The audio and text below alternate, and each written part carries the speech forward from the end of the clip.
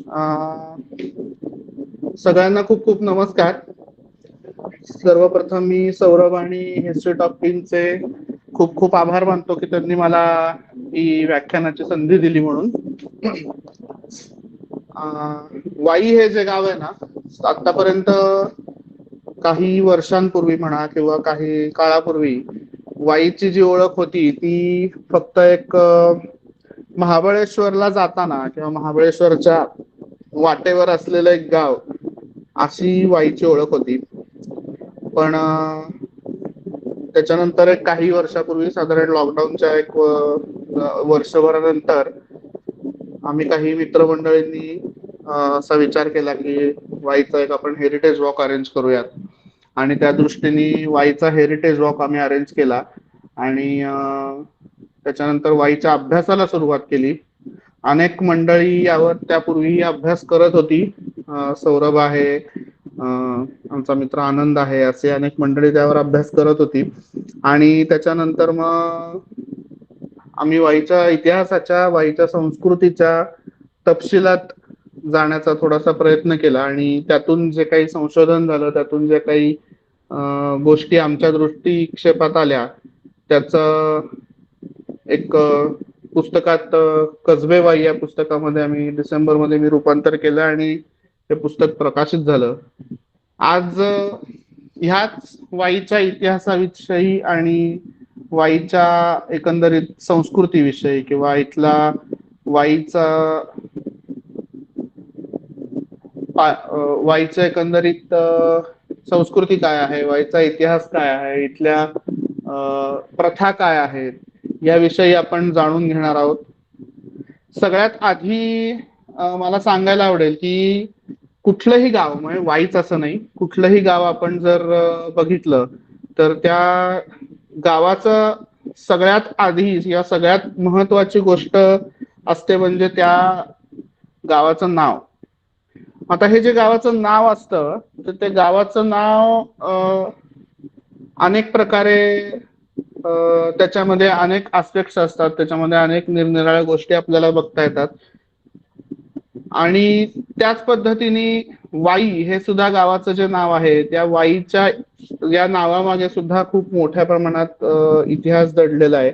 सर्वसाधारणपणे असं असतं की कुठल्याही गावाच्या नावाचा इतिहास हा त्या तिथे घडलेली एखादी घटना असेल, तिथे घडलेला तिथल्या एखादी व्यक्ती असेल किंवा त्याच्या आसपासचं निसर्ग सौंदर्य असेल किंवा अजून काही दोन चार फॅक्टर्स असतील तर या गोष्टींचा एकत्रितपणे किंवा काही सेपरेटपणे आपण म्हणू शकतो तर त्या गावाचं नाव ठरतं. आणि वाई हे जे नाव आहे हे वाई सुद्धा अशाच पद्धतीने तयार झालेलं नाव आहे असं म्हणता येईल. एखाद्या गावाचा इतिहास जेव्हा आपण बघतो ना तेव्हा हा इतिहास किंवा ऐतिहासिक वारसा त्या गावाचा जो असतो तो ऐतिहासिक वारसा अभ्यास करण्याचे म्हणा किंवा त्या ऐतिहासिक वारशाचे संवर्धन करण्यासाठी, त्याचं संशोधन करण्यासाठी काही एक 4-5 स्तंभ त्याचे असतात की या बेसिक स्तंभांवर त्या गावाचा इतिहास, त्या गावाची संस्कृती ही अवलंबून असते. तर हे जे 5 आता आपल्याला प्रेझेंटेशन मध्ये स्तंभ दिसत आहेत हे ते 5 प्रमुख स्तंभ आहेत असं माझा साधारणपणे अंदाज आहे की त्या गावाचं नाव, त्याच्यानंतर येते ती त्या गावाची ऐतिहासिक राजवट, त्याच्यानंतर गावाची नगर रचना, त्या गावामध्ये घडलेल्या ऐतिहासिक घटना आणि त्या गावाची कला, त्या गावाची संस्कृती किंवा तिथे काही सण उत्सव होत असतील तर अशा पद्धतीने त्या गावाचा इतिहास आणि त्या गावाचं एकंदरीत सगळं रुटीन हे ठरलेलं असतं. आणि त्या पद्धतीने त्या गावाचा इतिहास आणि त्या गावाचा गाव पुरुष म्हणू आपण त्याला फार तर तो घडत असतो. आणि वर्षानुवर्ष प्रत्येक गावाचा आपण इतिहास बघितला, प्रत्येक गावाचा आपण संदर्भांमध्ये शोधायचा प्रयत्न केला तर या 5 मूलस्तंभांचा आधार घेतलेला आपल्याला बघायला मिळतो. तर त्याच पद्धतीने मी जसं म्हणलं की वाई हे जे नाव आहे ना, आता आम्ही जेव्हा हेरिटेज वॉक्स अरेंज करतो तेव्हा पहिला प्रश्न हाच लोकांना विचारतो की एखाद्या गावाचा इतिहास बघताना त्या गावातली सगळ्यात महत्वाची गोष्ट कुठली. तर याच्यावर अनेक उत्तरं येतात की गावात घडलेली घटना असेल, गावाची नदी असेल. पण बऱ्याचदा इतिहास म्हणलं की गडबड हीच होते, आपण जास्ती खोलात शिरतो आणि आपण जास्ती अवघड विचार करण्याचा प्रयत्न करतो. पण तसं ते नाहीये. कारण इतिहास हा खूप सोपा आहे खरं सांगायला गेलं तर. त्यामुळं जितक्या सोप्यातला सोपा आपण विचार करू, तेवढा सोप्यातल्या सोप्या पद्धतीनं आपल्याला इतिहास हा समजत जातो. आणि वाईचं जे नाव आहे, तर या नावामध्ये सुद्धा अशाच काही गमती जमती जडलेल्या आहेत. आता महाराष्ट्रामध्ये वाई नावाची अजून 4-5 गावं आहेत, विदर्भामध्ये 1-2 गावं आहेत, मराठवाड्यात 1-2 गावं आहेत. पण पश्चिम महाराष्ट्रातलं सातारा जिल्ह्यातलं जे वाई गाव आहे, तर या वाई नावाची उत्पत्ती साधारणपणे कशी झाली असेल यावर एक 3-4 व्युत्पत्ती आपल्याला बघायला मिळतात. निरनिराळ्या ज्येष्ठ सिनियर इतिहास संशोधकांनी या व्युत्पत्ती मांडलेल्या आहेत. त्यातली पहिली व्युत्पत्ती म्हणजे वावी या शब्दापासून कदाचित हे नाव आलेलं असावं. त्यानंतर जुन्या ऐतिहासिक कागदपत्रांमध्ये आपल्याला शृंखला सिरीज दिसते. मग ही सिरीज कुठली, तर पादीन, पाईन, बाईन, त्याचं बाई आणि मग वाई असं झालं. त्याच्यानंतर आपल्याकडे स्कंद पुराण जे आहेत, त्या स्कंद पुराणांमध्ये कृष्णा महात्म्य हा एक खूप मोठा ग्रंथ लिहिला गेला.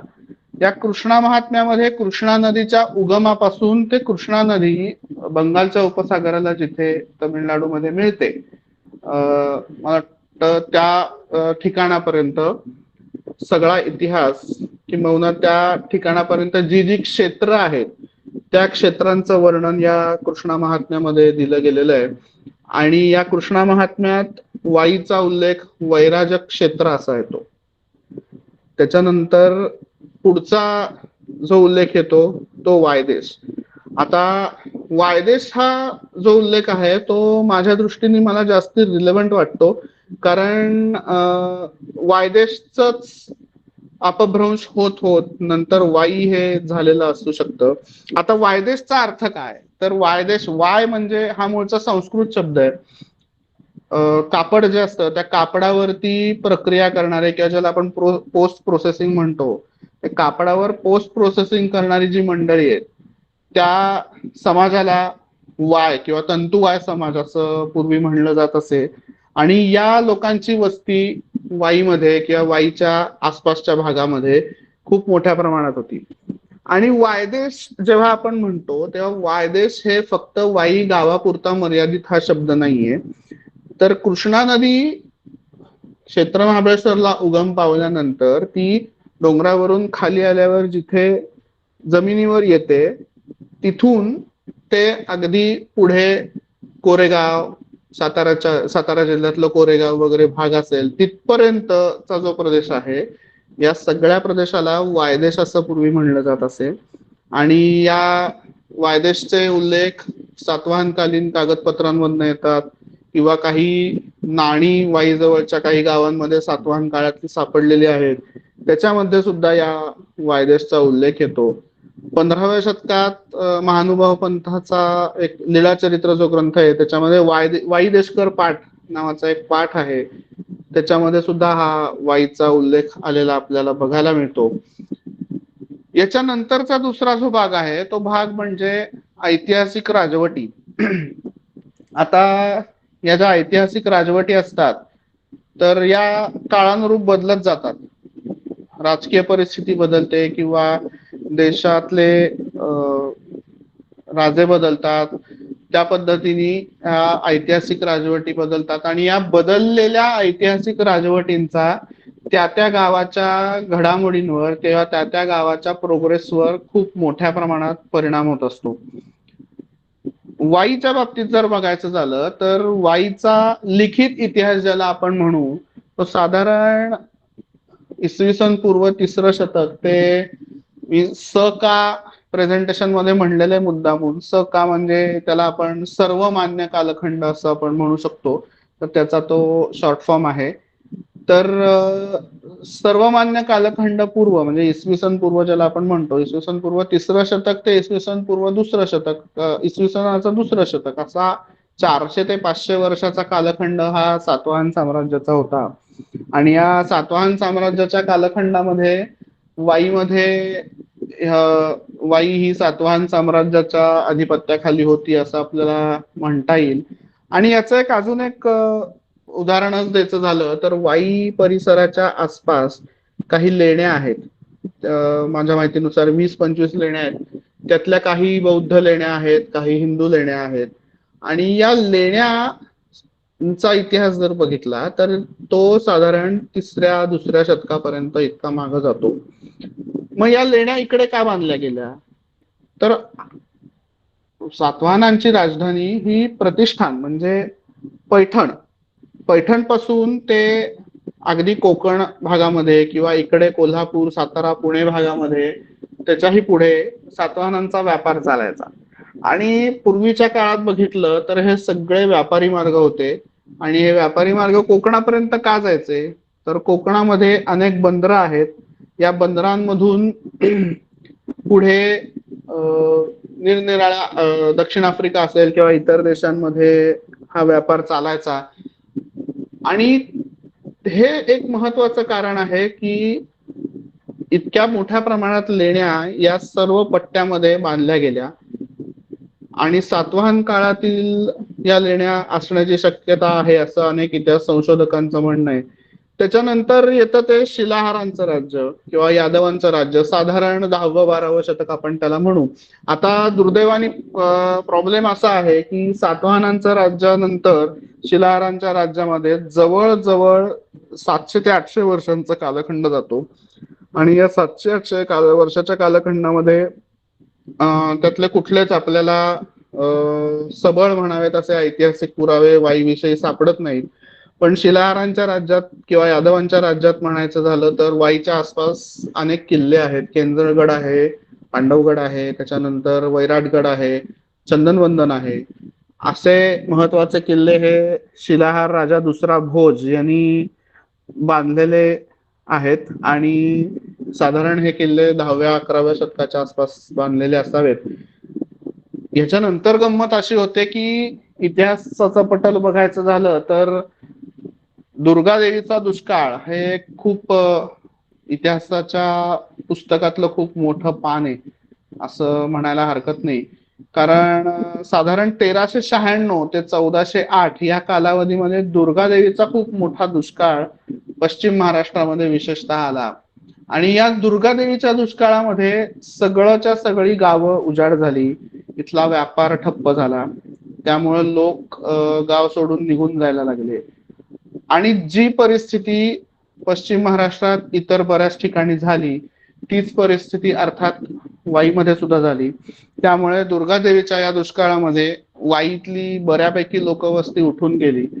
यातली एक गंमत अशी आहे म्हणजे मला कायम हे खूप सुंदर असं आपण एका सुंदर अशा चक्रावर बसलोय असं मला कायम वाटतं. कारण काही महिन्यांपूर्वी माझा काही लोकांशी संपर्क झाला आणि ही मंडळी साधारण विदर्भात बुलढाणा किंवा पुढे गुजरात मधल्या काही भागामध्ये स्थायिक आहेत. आणि या मंडळींशी माझी चर्चा झाल्यावर माझं असं लक्षात आलं की यांचे जे पूर्वज आहेत ते पूर्वज हे मूळचे वाईकर. आणि हा जो दुर्गादेवीचा दुष्काळ झाला या दुर्गादेवीच्या दुष्काळामध्ये ही लोक वाईमधून उठून तिकडे स्थायिक झाली. पण या लोकांना अजूनही तिकडे म्हणजे आता इतकी वर्ष झाली, जवळजवळ 600-700 वर्ष या घटनेला झाली, तरीही या लोकांना तिकडे सुद्धा वाईकर असंच संबोधलं जातं. गुजरातमध्ये गेलात किंवा धुळे खानदेशात आहे, धुळे जळगाव भाग असेल, विदर्भातला बुलढाणा जिल्हा आहे, तर अशा भागामध्ये जर गेलं तर तिथे ही लोक स्थायिक झालेली बघायला मिळतात. आणि हा दुर्गादेवीचा दुष्काळ झाल्यानंतर साधारण तो जवळजवळ 10 ते 12 वर्ष हा दुष्काळ चालला. पाऊस नव्हता, व्यापार उदीम ठप्प झालेला. आणि त्याच दरम्यान भारताच्या राजकारणात काय घडत होतं तर भारताच्या राजकारणामध्ये बहमनींचं साम्राज्य विशेषतः दक्षिणेकडे उदयाला आलेलं होतं. आता बहमनी साम्राज्यामध्ये जो अहमद शाह वली हा जो पहिला बहमनी सरदार होता, तर त्यांनी ह्या भागावर महमूद गावान हा जो त्याचा सरदार होता त्याला पाठवलं आणि या दुष्काळातून या भागाला बाहेर काढण्यासाठी काही प्रमाणात त्यांनी प्रयत्न केलेले दिसतात. महमूद गावांचं वाईमध्ये येण्याचं मुख्य कारण होतं की त्याला वाई हा बहमनींचा मिलिटरी बेस बनवायचा होता, कारण पुढे कोकणावर आक्रमण करायचं होतं. आणि याचा उल्लेख 1469 मध्ये लिहिल्या गेलेल्या गुलशन-ए इब्राहिमी या ग्रंथामध्ये येतो. फेरिस्ता नावाचा एक बहमनींचा दरबारी लेखक होता, त्यांनी हा गुलशन-ए इब्राहिमी लिहिलेला आहे. तर त्याच्यामध्ये वाईचा सगळ्यात पहिला उल्लेख, लिखित उल्लेख सापडतो. आणि आपल्याला माहिती आहे की नंतर बहमनी सत्तेचं विभाजन झालं की निजामशाही, आदिलशाही, कुतुबशाही, इमादशाही अशा 5 शाह्यांमध्ये आणि बरीचशाही अशा 5 शाह्यांमध्ये बहमनी सत्ता विभागली गेली. त्यामुळे वाईवर काही काळ निजामशाहीचं राज्य होतं, काही काळ आदिलशाही सत्ता होती. 1649 मध्ये महमद आदल शहानी अफजल खानाला वाईचा मुकासदार म्हणून नेमलं. आणि आपल्याला सगळ्यांनाच माहिती आहे की 10 नोव्हेंबर 1659 ला छत्रपती शिवाजी महाराजांनी अफजल खानाचा वध केला. त्यामुळं वाईच्या पटलावर मराठ्यांची सत्ता आली. मग पुन्हा काही काळ वाई ही आदिलशाहीकडे गेली आणि 1691 नंतर वाई ही पूर्णपणे मराठ्यांच्या ताब्यात आलेली आपल्याला बघायला मिळते. त्यानंतर कुठल्याही परकीय सत्तेनी वाईवर आक्रमण केलेलं किंवा वाईवर राज्य केलेलं आपल्याला बघायला मिळत नाही. याच्यानंतरची महत्वाची गोष्ट किंवा ज्याच्यावर ऐतिहासिक धागेदोरे अवलंबून असतात ती गोष्ट म्हणजे ऐतिहासिक घटना. मी आत्ताच उल्लेख केला की छत्रपती शिवाजी महाराजांनी 1659 मध्ये अफजल खानाचा वध केला. तर तशा बघायला गेलं तर इतिहासाच्या कागदपत्रांमध्ये अनेक निरनिराळ्या घटना बघायला मिळतात. पण आजच्या व्याख्यानासाठी मी 2च प्रमुख घटना यामध्ये घेतलेल्या आहेत. त्यातली सगळ्यात पहिली घटना म्हणजे 10 नोव्हेंबर 1659 मध्ये घडलेली घटना, आणि ही घटना म्हणजे अफजल खानाचा वध. आपल्या सगळ्यांना माहिती आहे की प्रतापगडावरती अफजल खानाचा वध झाला. आता या अफजल खानाच्या वधामध्ये जे काही राजकारण खेळलं गेलं किंवा आपण सध्या जिओ पॉलिटिकल वॉर हा शब्द खूप आपल्यासाठी सध्या महत्वाचा झालाय किंवा आपल्या कानावर सतत पडत असतो, तर हे त्यावेळेस एक प्रकारचं जिओ पॉलिटिकल वॉरच होतं असं म्हणता येईल. अफजल खान विजापूरहून निघाला आणि मजल दर मजल करत तो वाईमध्ये पोहोचला आणि त्यांनी महाराजांना पत्र असं पाठवलं की तुम्ही मला वाईमध्ये येऊन भेटा.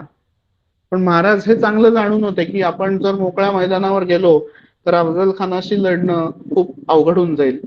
म्हणून मुत्सद्देगिरी करून महाराजांनी अफजल खानाला जावळीच्या खोऱ्यात बोलवलं.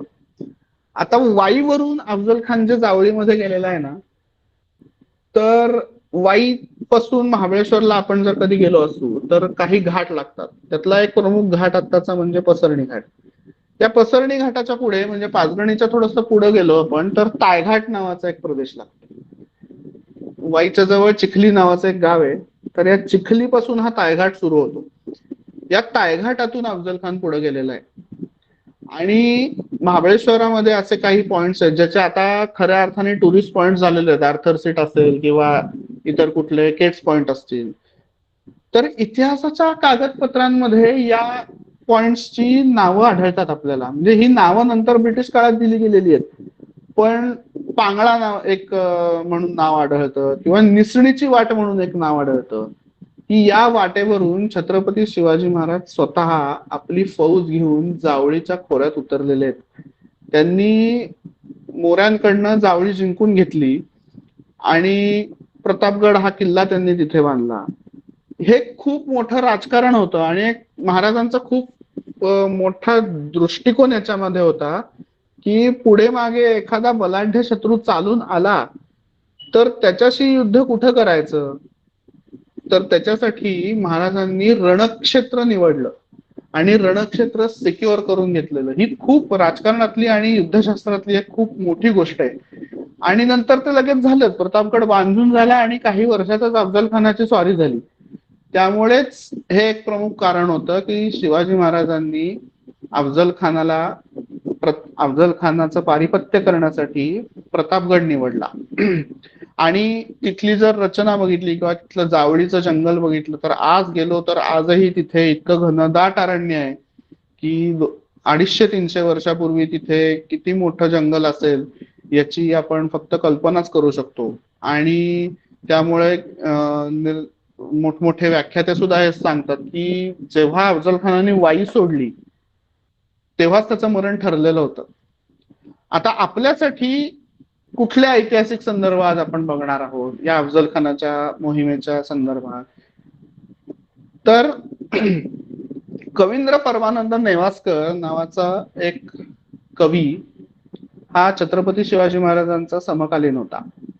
तर या नेवास्करांनी शिवभारत नावाचा एक खूप प्रसिद्ध ग्रंथ लिहिला. हा ग्रंथ ऐतिहासिक दस्तावेज म्हणून महत्वाचा का आहे तर हा छत्रपती शिवाजी महाराजांच्या आज्ञेवरून नेवास्करांनी लिहिलेला आहे. म्हणजे हा खर तर आखो देखा हाल आहे की याच्यामध्ये शिवाजी राजांच्या मोहिमांचं इत्यंभूत वर्णन आहे. आणि नेवास्कर जेव्हा वाईचं वर्णन करतात, अफजल खानाचं वर्णन करतात, तेव्हा ते काय करतात, कुठल्या पद्धतीने करतात हे आपण जरा बघूयात. त्यातला जो 18वा अध्याय आहे त्याच्यामध्ये नेवास्कर म्हणतात की जयवल्ली वशायस्य वैराटम तस्य सर्वथा तथा सह्याद्री रखिला सांतरी पश्चसागरा. आता जयवल्ली म्हणजे जावळी आणि वैराट म्हणजे वाई. नेवास्करांनी जावळीला जयवल्ली म्हणलेलं आहे आणि वाईचा उल्लेख त्यांनी वैराट असा केलेला आहे. त्याच्या पुढच्या श्लोकात सुद्धा समुद्यतो महाबाहुरुतम वैराटम आयो, म्हणजे या श्लोकाचा अर्थ असा आहे की अफजल खान विजापुरावरून निघालेला आहे आणि त्याचं आता वाईमध्ये आगमन झालेलं आहे आणि तो काय विचार करतोय की आता आपण वाईत आलेलोच आहे, तर वाईपासून जावळी असं किती लांब आहे, तर असं जाऊ आणि जावळी आपण जिंकून घेऊ. हाच जो त्याचा ओव्हर कॉन्फिडन्स आहे हा त्याला नडला. कसा नडला ते आपल्याला सगळ्यांना माहितीच आहे. हा सुद्धा अजून एक 19व्या अध्यायामध्ये पुन्हा एकदा तोच श्लोक येतो दुसरा की वैराटस्थोपी सुतराम योजना त्रय सांतराम. ही अफजल खान म्हणतोय की वाईमध्ये तर आपण आलेलोच आहे, आता अशी योजना करू की इथून जावळीमध्ये जाऊन आपल्याला लगेच महाराजांना पकडता येईल. पण महाराजांची युद्धनीती, महाराजांचं राजकारण आणि महाराजांचं सगळ्यात महत्वाचं म्हणजे विवेक, या सगळ्या गोष्टी इतक्या प्रबळ होत्या की अफजल खान त्याचे मनसुबे पूर्ण करू शकला नाही, हे आपल्या सगळ्यांनाच माहिती आहे. आणि त्यानंतर आपल्याला माहिती आहे की 10 नोव्हेंबर 1659 या दिवशी अफजल खानाचा वध झाला.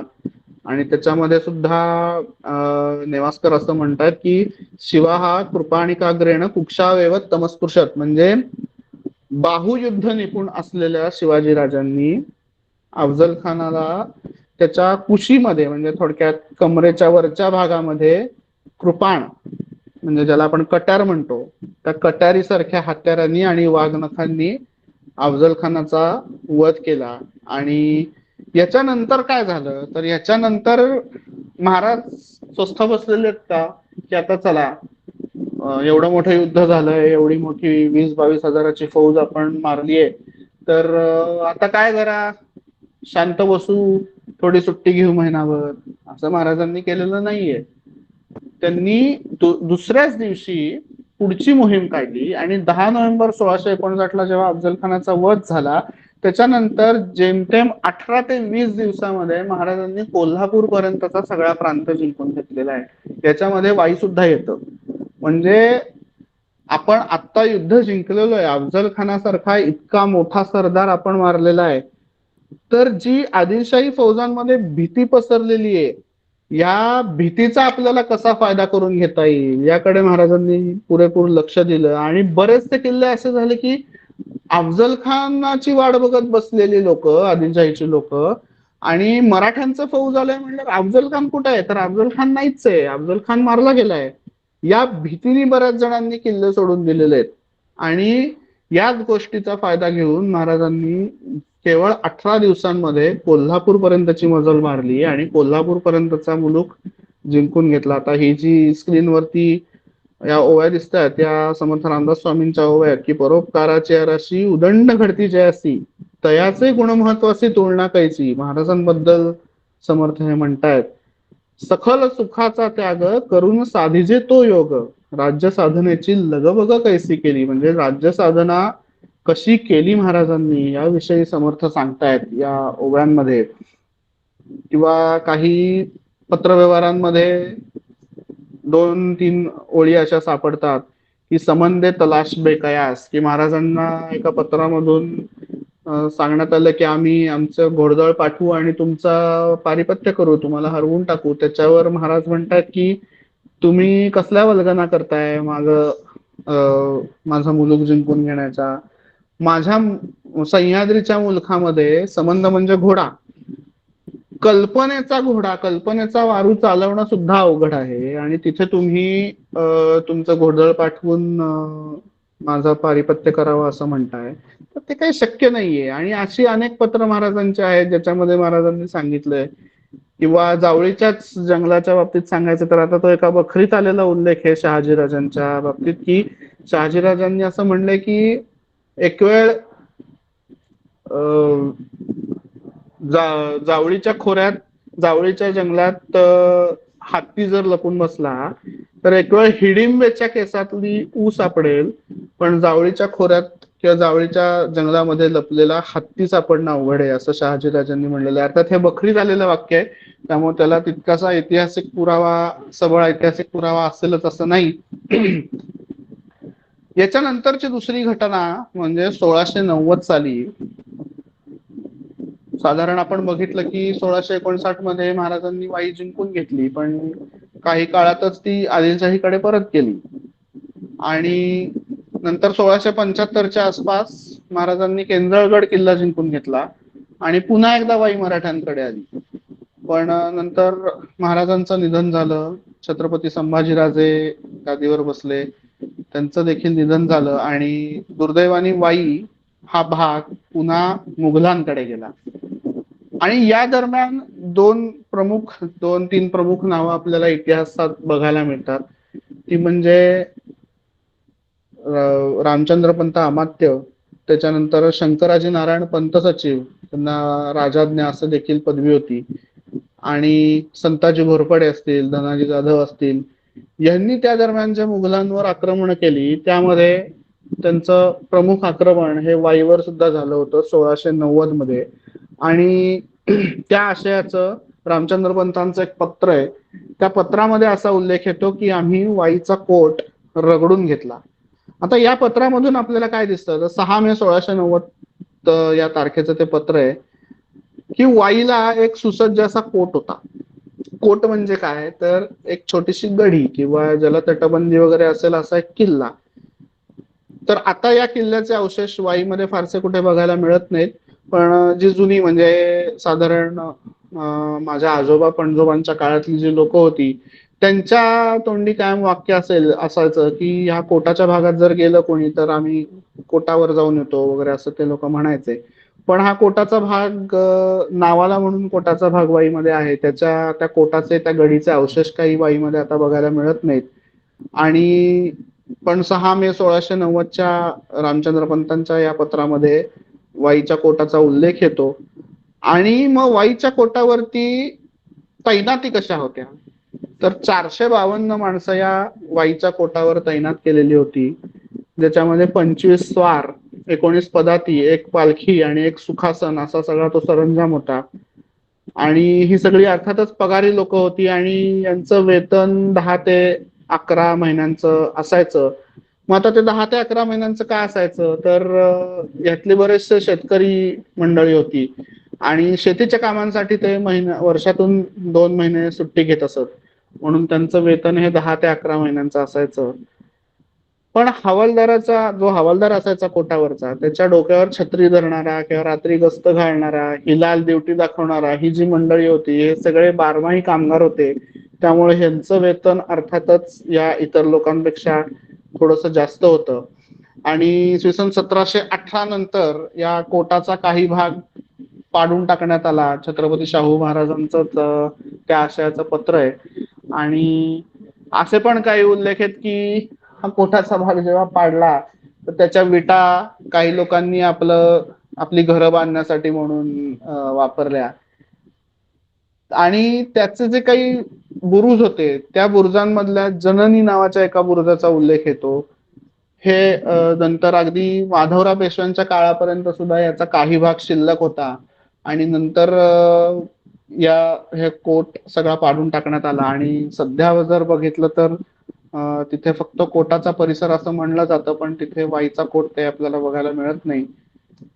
त्याच्यानंतर सगळ्यात महत्वाचा भाग आणि माझ्या आवडीचा भाग असा आपण म्हणू तो म्हणजे कला आणि स्थापत्य. कित्येकदा असं म्हणलं जातं की मराठ्यांनी युद्ध जिंकली, मराठ्यांनी निरनिराळे प्रांत काबीज केले, पण मराठ्यांनी कलेच्या क्षेत्रामध्ये फारसं काम केलं नाही असं बरेच लोक म्हणतात. पण ही गोष्ट अतिशय चुकीची आहे. निरनिराळी त्या काळामध्ये बांधलेली मंदिरं, वाडे जर बघितले तर मंदिर स्थापत्याचा किंवा एकंदरीत स्थापत्य रचनेचा एक वेगळा भाग किंवा एक वेगळा सेगमेंट मराठ्यांनी आपल्या स्थापत्य रचनेमधून दाखवलेला आहे. आणि आतापर्यंत दुर्दैवाने यावर फार अभ्यास झाला नाही, पण आता अनेक मंडळी, आमचे अनेक मित्रमंडळी आहेत, अनेक इतर संशोधक आहेत जे या मराठाकालीन स्थापत्याचा अभ्यास करतायत. आणि मला वाटतं या मराठाकालीन स्थापत्याचा अभ्यास होणं खूप गरजेचं आहे, कारण सबंध भारत देशामध्ये जिथे मुघलांच्या म्हणा किंवा नंतर ब्रिटिशांच्या इन्फ्लुएन्समुळं जी कला आणि जे स्थापत्य लयाला गेलं होतं ते कला पुन्हा पुनरुज्जीवित करण्याचं काम हे मराठाकालीन स्थापत्याने केलेलं आहे. कारण आपण बघतो की उत्तरेकडच्या बऱ्याचशा भागांमध्ये मुघलांनी खूप विध्वंस केला, त्यामुळे अनेक मंदिरं पाडली गेली, अनेक गोष्टींचं नुकसान झालं. पण ही सगळी कला आणि हे सगळं स्थापत्य मराठ्यांनी पुन्हा एकदा पुनरुज्जीवित करण्याचा प्रयत्न आपल्या काळामध्ये केला आहे. किंबहुना आता जर प्रेझेंटेशन मध्ये आपण बघत असू तर जो फोटो आहे त्या फोटोमध्ये जी आकृती दिसते त्याला केळफुल असं म्हणतात. तर केळफुल ही मराठ्यांची मंदिर स्थापत्याला किंवा एकंदरीतच वास्तू स्थापत्याला दिलेली एक खूप मोठी देणगी आहे. आपल्याकडे कुठलीही पूजा असेल तर आपण केळाचे खांब लावतो, तर त्याचं कारण हेच असतं की केळीचे खांब किंवा केळीचं फूल हे आपल्याकडे शुभ मानलं गेलंय. आणि हीच गोष्ट नजरेसमोर ठेवून मराठ्यांनी आपल्या स्थापत्यामध्ये या केळफुलाचा वापर केला. त्यामुळे मराठाकालीन मंदिरं असतील, मराठाकालीन वाडे असतील तर त्याच्यामध्ये ही केळफुलं आपल्याला बघायला मिळतात खूप मोठ्या प्रमाणात. आता थोडे आपण मंदिरांविषयी बोलू. वाई परिसरातली मंदिरं ज्याच्यामध्ये मराठाकालीन मंदिरांपर्यंत आपण येऊच, पण साधारणपणे जी जुनी मंदिरं आहेत तिथपासून आपण थोडासा विचार करू. आता वाईच्या जवळ किकली नावाचं एक गाव आहे, तर या किकलीपाशी एक भैरवनाथाचं मंदिर आहे. साधारण 12व्या-13व्या शतकामध्ये सिंघंडे यादवांनी बांधलेलं हे मंदिर आहे. आणि ह्या मंदिराची रचना, या मंदिराचं स्थापत्य सुद्धा अतिशय वैशिष्ट्यपूर्ण आहे. खरं सांगायचं तर हे त्रिदल स्वरूपाचं मंदिर आहे. आता त्रिदल स्वरूपाचं मंदिर म्हणजे काय असतं, तर आपल्याला सर्वसाधारणपणे आपण मंदिरामध्ये गेलो तर आपल्याला एक गर्भगृह किंवा एक गाभारा बघायला मिळतो. पण त्रिदल पद्धतीची जी मंदिरं असतात त्या त्रिदल पद्धतीच्या मंदिरामध्ये आपल्याला 3 निरनिराळे गाभारे बघायला मिळतात. तर हे जे अशी बोटावर मोजण्या इतकी तुरळक मंदिरं महाराष्ट्रामध्ये त्रिदल पद्धतीचे आहेत. त्यातलं हे भैरवनाथाचं मंदिर जे वाईपासून साधारण 20 किलोमीटर अंतरावर आहे. या मंदिरामध्ये मी आता जसं म्हणलं, जर फ्रंट व्ह्यू याचा बघितला तर कडेला 2 दिसत आहेत ते 2 गाभारे आणि सगळ्यात नंदीच्या इथून थोडस पुढे गेल्यावर सुद्धा एक तिसरा गाभारा, अशा पद्धतीने हे 3 गाभारे या मंदिरामध्ये आहेत. मंदिराचा हा जो सभा मंडप आहे, या मंदिराच्या सभा मंडपामध्ये निरनिराळे खांब आहेत. आता स्थापत्य रचना किंवा मंदिर स्थापत्य हे कुठल्या काळातलं आहे हे ओळखण्याचे काही ट्रिक्स आहेत. म्हणजे या अशाच असतील असं नाही, पण सर्वसाधारणपणे लोक विचार करताना या ट्रिक्सचा विचार करतात की खांबांची जी रचना असते किंवा खांबांवर जे कोरीव काम केलेलं असतं, त्या कोरीव कामांवरून सर्वसाधारणपणे हे मंदिर कुठल्या काळात बांधलं गेलं असेल याचा अंदाज आपल्याला लावता येतो. म्हणजे उदाहरण द्यायचं झालं तर आता हे किकलीचं मंदिर हे साधारण 12व्या-13व्या शतकामध्ये बांधलेलं मंदिर आहे. त्यामुळे या मंदिराच्या खांबांवरती कोरीव काम खूप मोठ्या प्रमाणात सापडतं आणि हे त्या शिलाहार किंवा यादवकालीन मंदिरांच्या स्थापत्य शैलीचं एक प्रमुख वैशिष्ट्य आहे. कुठल्या प्रकारचं कोरीवकाम इथं आहे, तर या मंदिराच्या सभा मंडपात तसं बघायला गेलं तर इथं अनेक शिल्प आहेत, अनेक पद्धतीचं निरनिराळ्या पद्धतीचं कोरीव काम आहे. पण आपण त्यातले काही भाग आपण आज व्याख्यानासाठी इथे बघणार आहोत. की मारीचाची कथा आपल्याला रामायणामध्ये माहिती आहे. आता हे जे पहिलं चित्र इथं दिसतंय, तर मी जिथं आता कर्सर नेलाय तर ते मारीच्या वधाचं शिल्प आहे, ज्याच्यामध्ये इथे रामानी धनुष्यातून बाण मारलेला आहे आणि इथं तो सुवर्ण मृग आहे आणि त्या सुवर्ण मृगाला तो बाण लागला. ही रामायणातली कथा आपल्याला माहिती आहे, तर त्याचं हे शिल्प बघायला मिळतं. त्याच्यानंतर दुसरं अजून एक सप्तसाल भेद नावाचं एक रामायणामध्ये शिल्प आपल्याला बघायला मिळतं. म्हणजे 7 सालाच्या झाडाच्या मागून रामांनी वालीला बाण मारला, तर त्याचं हे शिल्प आहे. इथे वाली आणि सुग्रीव या दोघांचं द्वंद्व चाललेलं आहे आणि इकडून रामानी, आता हा बाण इथे कसा दाखवलेला आहे, तर हा जो खालून साप आलेला दिसतोय, तर हा साप म्हणजे ते त्या बाणाचं एक द्योतक आहे आणि इथे ती 7 झाडं दिसत आहेत. त्या झाडांच्या मधून हा बाण मारला आणि तो वालीला लागला आणि त्यामध्ये वालीचा वध झाला. ही रामायणातली कथा इथे एका खांबावर कोरलेली आहे. त्याच्यानंतर राम, लक्ष्मण आणि कुंभकर्ण यांचं इथे इथे युद्ध द्वंद्व बघायला मिळतंय. हे राम लक्ष्मण डावीकडे आहे, तिथे हनुमान दिसतोय आणि कुंभकर्ण हा थोडासा अजस्त्र असा मोठ्या प्रमाणात दाखवलेला आहे आणि त्यांचं चाललेलं हे युद्ध इथे एका खांबावर कोरलेलं आहे. आणि सर्वसाधारणपणे कुठल्याही मंदिराच्या ललाटबिंबावर, म्हणजे ज्या मंदिराच्या प्रवेशद्वारातून आपण आतमध्ये जातो त्याच्या वरच्या बाजूला गणेश पट्टी असते, म्हणजे तिथे गणपती कोरलेला असतो, किंवा काही ठिकाणी शिवपट्टी पण असते, म्हणजे तिथं शंकराचं शिल्प आपल्याला बघायला मिळतं. तर या मंदिराचं वैशिष्ट्य म्हणजे इथे एका योग्याचं, एका साधू पुरुषाचं शिल्प इथे ललाटबिंबावर कोरलेलं आहे. हे कशासाठी कोरलं जातं, तर हे जे मंदिर आहे, हे मंदिर ज्यांनी बांधलं त्यांनी आपले जे आध्यात्मिक गुरु आहेत त्यांच्यासाठी किंवा त्यांच्या स्मृती प्रित्यर्थ बांधलेला असावं. आणि अशा स्मृती प्रित्यर्थ जेव्हा ही मंदिरं बांधली जातात आध्यात्मिक गुरुच्या स्मृती प्रित्यर्थ, तेव्हा ललाटबिंबावर असं योगाचं शिल्प कोरलं जातं. त्यानंतर तिथल्याच एका कोनाड्यामध्ये उमा महेश्वराचं एक सुंदर असं शिल्प बघायला मिळतं आणि आपल्याकडे निरनिराळ्या सूरसुंदरी सांगितलेल्या आहेत. 23-24 प्रकार सूरसुंदरींचं सांगितलेले आहेत. त्यातलीच एक सूरसुंदरी म्हणजे दर्पणिका. आता दर्पणिका का, तर आपण बघितलं तर ही आरशामध्ये स्वतःचा चेहरा बघतीये म्हणून दर्पणात ती बघतीये. तर आपले त्याच्या मागचं तत्वज्ञान असं आहे की कुठल्याही मंदिरामध्ये जात असताना आपण आपले जे षड्रिपू आहेत, राग, लोभ, मोह, मद, मत्सर, माया, हे सगळे बाहेर ठेवून मगच आत परमेश्वराच्या दर्शनासाठी जाणं अपेक्षित आहे. आणि हे तत्वज्ञान इंटरप्रिट करणारा शिल्प म्हणजे हे सूरसुंदरींचे शिल्प असतात. आणि त्यातलंच एक दर्पणिका म्हणजे आपण आधी स्वतः हे षड्रिपू सोडलेले आहेत का याचं आधी निरीक्षण करावं आणि मगच आतमध्ये मंदिरामध्ये देवाच्या दर्शनासाठी जावं, हे दाखवण्यासाठी ही सूरसुंदरीचं शिल्प इथं कोरलेलं आहे. त्याच्यानंतर अजून एक दुसरं मंदिर आपण बघूयात.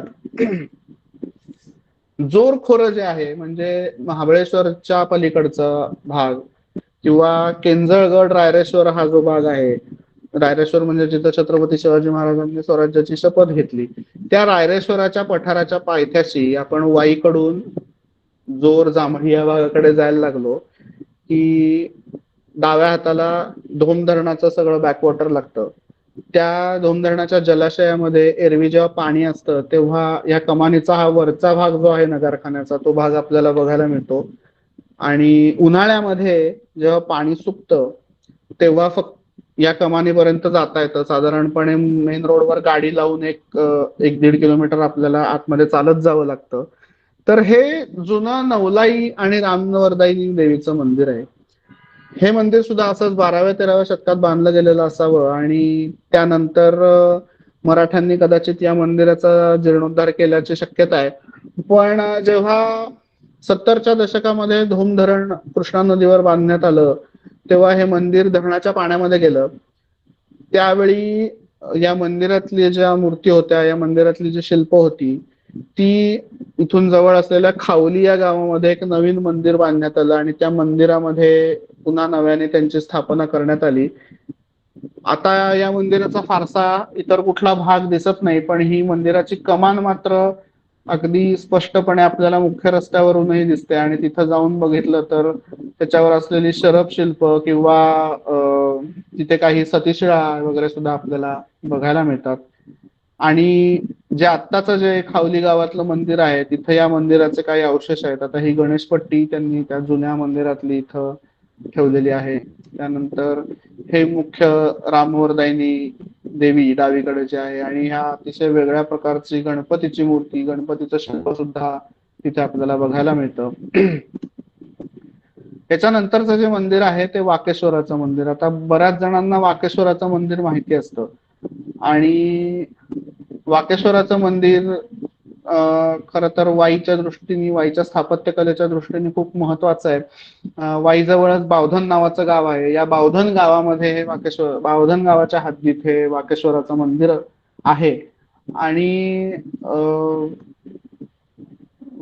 खेर म्हणून बावधनचे जे होते त्याच्यानंतर ते थोरल्या बाजीराव पेशव्यांच्या काळामध्ये त्यांना बुंदेलखंडाची जहागिरी किंवा बुंदेलखंडाची व्यवस्था पाठवण्यासाठी बाजीराव पेशव्यांनी बुंदेलखंडात पाठवलं म्हणून ते बुंदेले म्हणून ओळखले जाऊ लागले. पण ते मूळचे या बावधन गावचे, तर त्यांनी हे वाकेश्वराचं मंदिर बांधलेलं आहे. आणि या वाकेश्वराच्या मंदिरामध्ये अशा प्रकारचं विष्णू लक्ष्मीचं एक शिल्प बघायला मिळतं किंवा शरभ. शरभ हा खरं तर काल्पनिक प्राणी आहे, कारण आपण बघितलं तर त्याला पंख आहेत, त्याचं तोंड सिंहाचं आहे, त्याच्या 4 पायांमध्ये 4 हत्ती त्यांनी पकडलेले आहेत. तर हे सुद्धा एक द्योतक आहे. कशाचं द्योतक? तर ज्यांनी हे मंदिर बांधलं त्यांनी आपल्या शत्रूंना अशा पद्धतीने जखडून ठेवलेलं आहे याचं एक सिम्बॉल म्हणून अशा प्रकारची शरभशिल्प अनेक जुन्या मंदिरांवर कोरलेली बघायला मिळतात. हे एक प्रकारचं कूटशिल्प तिथे बघायला मिळतं. म्हणजे ही हरणाचं शिल्प आहे. आपण इमेज मध्ये बघू शकत असू की 4 हरणं आपल्याला इथे बघायला मिळतात, पण ही 4 हरणं नसून वास्तविक ही 2च हरणं आहेत. हे ते मुख्य शिल्प आहे. आणि अशा पद्धतीची जी गूढ शिल्प असतात त्याला कूटशिल्प असं म्हणलं जातं. तर वाकेश्वरच्या मंदिरामध्ये हे कूटशिल्प आपल्याला बघायला मिळतं. त्याच्यानंतर एक पुढचं मंदिर येतं ते बाणेश्वराचं मंदिर. हे वाईच्या रामडोहाळी भागामध्ये हे बाणेश्वराचं मंदिर येतं.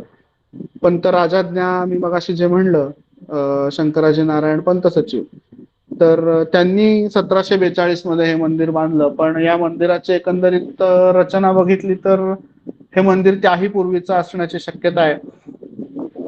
वाईमध्ये वाईतलं मंदिर स्थापत्य हे बघितलं तर जवळजवळ 99% मंदिरं, जी काही 100-150 मंदिरं आहेत त्यातली जवळजवळ 99% मंदिरं ही पूर्वाभिमुख आहेत, पूर्वेकडे तोंड केलेली आहेत. आणि जेमतेम 3 ते 4 मंदिरं ही पश्चिमाभिमुख आहेत. आणि या पश्चिमेकडे तोंड केलेल्या मंदिरांचं स्थापत्य हे पूर्वाभिमुख मंदिरांच्या स्थापत्यापेक्षा पूर्णपणे वेगळं आहे आणि त्यांचा कालखंड सुद्धा पूर्णपणे वेगळा आहे. आणि त्या पश्चिमाभिमुख मंदिरांमधलंच हे एक बाणेश्वराचं मंदिर आहे. आता इथे जर फोटोमध्ये आपण बघितलं तर इथे वरती या पट्ट्या बघायला मिळतात. अशा 4ही दिशांना 4 पट्ट्या आहेत. तर या 4 पट्ट्या म्हणजे प्रामुख्याने तिथे वरच्या बाजूला कीर्तिमुख कोरलेले. आता कीर्तिमुख काय ते मी पुढे सांगेन, पण अशा पद्धतीने शिखरावर कीर्तिमुख कोरलेलं असलेलं हे एकमेव मंदिर वाईमध्ये बघायला मिळतं. हा या मंदिराचा सभा मंडप आहे. दुसरं एक सिद्धेश्वराचं मंदिर आहे. त्या सिद्धेश्वराचा मंदिराचा सभापट मी मुद्दामून कंपॅरिझन साठी इथे दिलाय की दोन्ही मंदिरांच्या सभा मंडपांची रचना साधारणपणे सारखीच आहे. यावरून आपण एक तर्क इथे करू शकतो की दोन्ही मंदिरं एकाच कालावधीमध्ये किंवा थोड्याफार फरकाने पुढे मागे बांधलेली असू शकतात. शिवलिंग बाणेश्वर मंदिरातलं, त्याच्यानंतर नंदीचा आत्ताच नुकताच वर्ष 2 वर्षापूर्वी जीर्णोद्धार झालेला आहे. याच्यानंतरच मंदिर येतं म्हणजे वाईतलं महागणपती मंदिर. वाई जे प्रामुख्याने प्रसिद्ध आहे ते या महागणपती मंदिरासाठी. सरदार गणपतराव रास्त्यांनी 1762 मध्ये हे महागणपतीचं मंदिर बांधलं. या महागणपतीच्या मंदिराचं जे शिखर आहे त्याला नलिका स्वरूपाचं शिखर म्हणतात. म्हणजे नळ्या आकाशाच्या दिशेने झेपावलेल्या आहेत असं त्यातून आपल्याला भास निर्माण होतो. आणि हे जे शिखर आहे या शिखराचा जर आपण ड्रोन व्ह्यू घेतला तर एका फुललेल्या कमळामधून हे शिखर वरती आलंय असा त्यामधून भास निर्माण होतो. म्हणजे आता खरं तर कल्पना करा की 1762 म्हणजे आजपासून 250-300 वर्षापूर्वी त्या मंडळींनी ड्रोन व्ह्यू कसा इमॅजिन केला असेल, कशी कल्पना केली असेल. पण हा बघायला मिळतो की या मंदिराच्या शिखराचा जर ड्रोन व्ह्यू घेतला तर एका फुललेल्या कमळामधून ते शिखर वरती आलंय असं ते आपल्याला बघायला मिळतं. आणि या मंदिराचा जो हा मागचा भाग आहे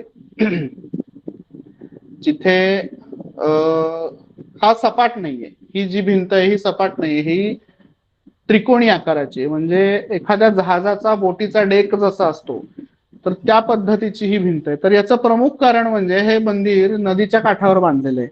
आणि जेव्हा नदीला महापूर येतो तेव्हा महापुराच्या पाण्याने मंदिराच्या स्ट्रक्चरला कुठेही धक्का लागू नये ह्या प्रमुख कारणामुळं हा भाग त्रिकोणी करण्यात आलेला आहे. जेणेकरून नदीचा प्रवाह इथे दुभंगला जातो आणि मंदिराची इमारत ही पूर्णपणे त्याच्यापासून सुरक्षित राहते. ह्या कारणासाठी मंदिराचा मागचा भाग हा त्रिकोणी केलेला बघायला मिळतो.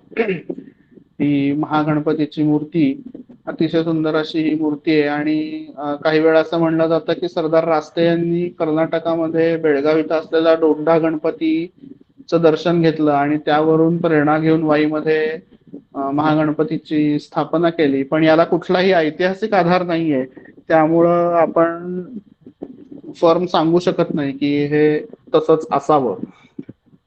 त्याच्यानंतरचं मंदिर आहे काशी विश्वेश्वराचं मंदिर. याच गणपती मंदिराच्या शेजारीच त्याच एकाच परिसरामध्ये ही दोन मंदिर आहेत. सरदार गणपतराव रास्ते यांनी 1757 मध्ये हे मंदिर बांधलं. गणपतराव रास्तेंचा मुलगा काशी विश्वनाथ हा अतिशय लवकर वारला, लवकर एक्सपायर झाला. त्यामुळं त्याच्या स्मृतीप्रित्यर्थ गणपतराव रास्ते यांनी हे मंदिर बांधलं आणि त्याचं नाव काशी विश्वनाथ असं होतं आणि म्हणूनच त्यांनी या मंदिराला काशी विश्वेश्वर मंदिर असं नाव दिलेलं आहे. या मंदिराचं वैशिष्ट्य म्हणजे आता मी मगाशी जे म्हणलं की मराठाकालीन मंदिर स्थापत्यांची काही काही अशी 101 उदाहरणं आपल्याला सांगता येतात की जिथे ह्या मंडळींनी कलेचा परमोच्च बिंदू गाठलेला आहे. आता सर्वसाधारणपणे मराठाकालीन मंदिर स्थापत्यात द्वारशाखा हा प्रकार फारसा बघायला मिळत नाही. की मंदिराची द्वारशाखा म्हणजे काय, गर्भगृहातून किंवा मुख्य दरवाजातून जेव्हा आपण मंदिरामध्ये प्रवेश करतो तर त्याच्या दरवाजाभोवती जी नक्षीकाम केलेलं असतं, कोरीव काम केलेलं असतं त्याला द्वारशाखा असं म्हणतात. मराठाकालीन मंदिरांमध्ये सर्वसाधारणपणे द्वारशाखा इतक्या प्रमाणात कोरीव बघायला मिळत नाही. काही ठिकाणी आहे, नाही असं नाही. पण जर एक आपण ऍव्हरेज आकडा घेतला तर द्वारशाखा ही मोठ्या प्रमाणात कोरलेली नसते. पण काशी विश्वेश्वर मंदिराची ही द्वारशाखा ही अतिशय कोरीव स्वरूपात आपल्याला बघायला मिळते. त्याच्यावरती कुबेर आणि गरुडाची शिल्प कोरलेली आहेत. त्याच्यानंतर त्यामध्ये मर्कट शाखा आहे, रत्न शाखा आहे, म्हणजे निरनिराळी रत्न त्याच्यावर कोरलेली आहेत. अशा पद्धतीची ही द्वारशाखा काशी विश्वेश्वर मंदिरात बघायला मिळते. त्याच्यानंतर काशी विश्वेश्वर मंदिराच्या ज्या प्रमुख उंबरठ्यावर आहे ते हे कीर्तिमुखाचं शिल्प आहे. आता कीर्तिमुख काय असतो किंवा कीर्तिमुखाची पुराणातली कथा काय येते त्याच्या खोलात मी फार शिरत नाही. पण जनरली गडबड अशी होते की मंदिरात एखाद्या आपण प्रवेश करताना हे जे कीर्तिमुख असतं उंबऱ्यावरती त्याला अनावधानाने आपण नमस्कार करतो आणि मंदिरामध्ये प्रवेश करतो. पण याला आपण नमस्कार करणं अपेक्षित नाहीये, कारण याच्या मागचं तत्वज्ञान असं आहे की या कीर्तिमुखाच्या डोक्यावरती पाय आपण जर ठेवला तर आपले जे षड्रिपू आहेत ते षड्रिपू हा कीर्तिमुख खाऊन टाकतो आणि आपण शुद्ध अंतःकरणाने शुद्ध मनाने मंदिरात प्रवेश करतो आणि देवाचं दर्शन घेतो. ह्या तत्वज्ञाना च्या दृष्टीने हे कीर्तिमुख प्रत्येक मंदिरावर कोरलेलं असतं. त्यामुळे इथून पुढे जर आपण मंदिरात जाताना ही गोष्ट नक्कीच लक्षात ठेवू की कीर्तिमुखाला नमस्कार न करता त्याच्या मस्तकावर पाय देऊन आपण त्या मंदिरामध्ये जाणं अपेक्षित आहे. त्याच्या मागे काही पुराण कथा आहेत की असं का केलं जातं, पण मी आता त्या पुराण कथांच्या तपशिलात फारसं शिरत नाही. त्याच्यानंतर काशी विश्वेश्वराच्या प्रदक्षिणा मार्गावर हा चंड बघायला मिळतो. आता चंड म्हणजे काय असतं, पूर्वीच्या काळी अनेक गोसावी लोक साधू लोक हे मंदिरांच्या आश्रयाला असायचे आणि अशा गोसावी लोकांची साधू लोकांपैकी कोणाचा समजा मृत्यू झाला त्या मंदिराच्या परिसरामध्ये तर त्यांची स्मृती म्हणून हे अशा प्रकारचे चंड कोरले जायचे. वाईमध्ये असे 3-4 चंड बघायला मिळतात. धोमच्या मंदिरामध्ये सुद्धा एक चंड आहे, पण सगळ्यात मोठा चंड हा काशी विश्वेश्वर मंदिरातला चंड आपल्याला इथे बघायला मिळतो. त्यानंतर जाळीकाम काही भागांवर केलेलं आहे की खिडक्या म्हणजे मंदिराच्या आतल्या भागामध्ये वारा आणि प्रकाश व्यवस्थित राहावा यासाठी काही प्रमाणात जाळीकाम केलेलं बघायला मिळतं. त्याला ख्याती असं म्हणतात. आता लोकांनी याला अनेक नावं दिलेली आहेत की हे एक सापाचं कोड आहे आणि एका सापापासून दुसऱ्या सापापर्यंत आपण पोचलो की प्रलय होणार वगैरे अशा दंतकथा बऱ्याच बघायला मिळतात. पण हे कोडं वगैरे काही नाही, तर ही ख्याती आहे. म्हणजे जाळी कामाचा एक प्रकार आहे ज्याला वातायन आपण म्हणतो की मंदिरामध्ये वारा आणि प्रकाश व्यवस्थित राहावा त्यासाठी केलेली ही सोय आहे. समोरच्याच भागामध्ये मुख्य मंदिराच्या हा गरुड मंडप आपल्याला बघायला मिळतो. आता जर या मंडपाची रचना आपण बघितली तर ही पूर्णपणे भारतीय बनावटीची रचना आपल्याला दिसत नाही, कारण या मंडपाच्या रचनेवर या मंडपाच्या स्थापत्यावर थोडासा युरोपियन स्थापत्याचा एक प्रभाव बघायला मिळतो. अशा प्रकारची जी स्ट्रक्चर्स असतात अशा प्रकारचे जे स्थापत्य असतं त्याला इंडो सार्सनिक आर्किटेक्चर म्हणतात. याला प्रमुख कारण म्हणजे युरोपशी तेव्हा आपला व्यापार होता. युरोपियन कलाकार असतील युरोपियन नागरिक असतील यांचं भारतामध्ये येणं जाणं होतं आणि साहजिकच त्यांची जी कला ते तिकडून इकडे घेऊन आले त्या कलेचा आपल्या इकडच्या स्थापत्यावर थोडाफार परिणाम झाला आणि हे अशा प्रकारचं कंबाईंड आर्किटेक्चर आपल्याला निर्माण झालेलं बघायला मिळतं. अनेक ठिकाणी अशी इंडो सार्सनिक पद्धतीची आर्किटेक्चर बघायला मिळतात. त्याच्यानंतरचा भाग आहे तो चुनेगच्ची शिल्प आणि चुनेगच्ची रचना, स्टको आर्ट त्याला इंग्रजीत नाव आहे. ही मूळची इटालियन कन्सेप्ट आहे. चुन्यावर किंवा चुना गूळ आणि लोखंडी सळई याचा वापर करून मंदिराच्या विशेष करून शिखरांवरती काही मूर्ती कोरल्या जातात. त्याला चुनेगच्ची शिल्प असं म्हणतात. तर ही चुनेगच्ची शिल्प वाईमध्ये खूप प्रमाणात आढळतात. याच काशी विश्वेश्वर मंदिराच्या मंदिरावर 100हून अधिक चुनेगच्ची शिल्प आहेत आणि महाराष्ट्रामध्ये सगळ्यात जास्त चुनेगच्ची शिल्प असलेलं मंदिर म्हणजे वाईतलं काशी विश्वेश्वर मंदिर आहे. हे आज मला या निमित्ताने सांगायला आवडेल. त्यातलंच एक हे सरस्वतीचं शिल्प आहे आणि वाईमध्ये जर बघितलं, मी मगाशी सांगितलं की पूर्वाभिमुख मंदिरं आणि पश्चिमाभिमुख मंदिरं, तर यामध्ये या चुनेगच्ची शिल्पांचा एक पॅटर्न बघायला मिळतो. की आता समोरून बघितलं तर गणपती आहे, शेजारी सरस्वती आहे, महिषासुर मर्दिनीचं एक शिल्प आहे.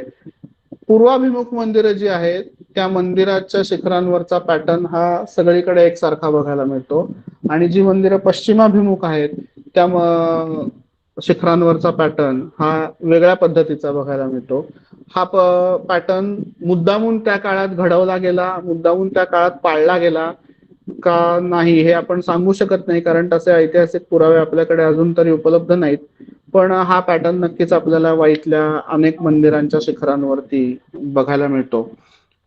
त्याच्यानंतर अजून एक हे सरदाराचं शिल्प आहे काशी विश्वेश्वराच्या शिखरावरचं.